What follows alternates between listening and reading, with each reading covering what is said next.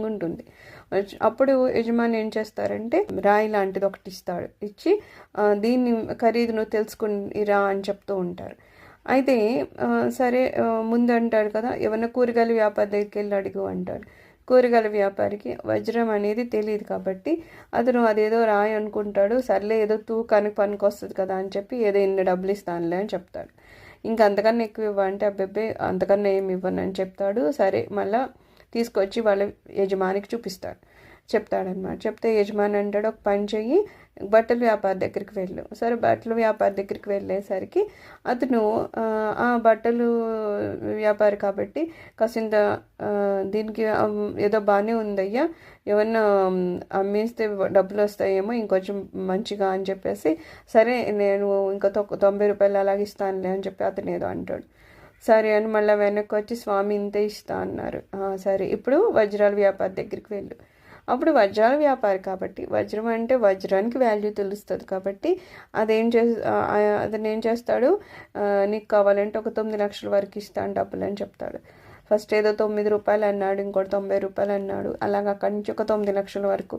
అంటే వస్తువు మారలేదు, కేవలం దాన్ని ఎవరైతే దాని విలువ తెలుసుకున్నారో వాళ్ళు దానికి విలువని పెంచుకుంటూ వెళ్తున్నారు కదా.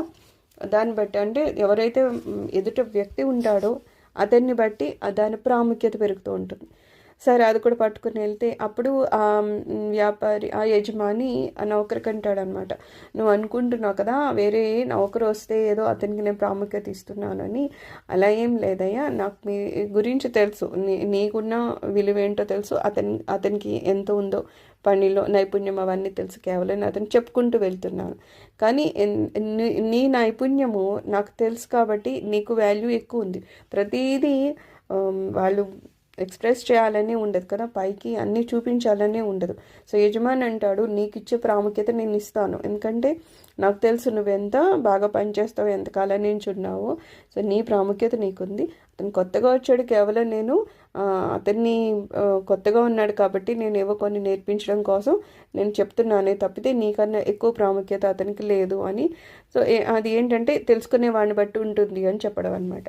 సో ఈ కథ చెప్పి మనకి ఏం చెప్తున్నారు, అవతార పురుషుల గురించి ఎందుకండి జనాలు కృష్ణుడి గురించి రాముడి గురించి తక్కువ చేసి మాట్లాడతారు, లేదా మనుషులే వాళ్ళని ఎందుకు దేవుళ్ళు చేశారని అంటారు అంటే ఇక్కడ ఏం చెప్తున్నారు, అక్కడ తక్కువ అనేది ఏమి రాముల్లోనో కృష్ణుల్లోనో లేదు. ఆయనకున్న వాల్యూ వాళ్ళకు ఉంది. కానీ ఇది ఎదుటివాడు ఏదో కూరగాయల వాడిలాగానో బట్టల వ్యాపారి లాంటి వాడు అయితే వాడికి వజ్రం వాల్యూ ఎలా తెలుస్తుంది, తెలియదు కదా. అలాగా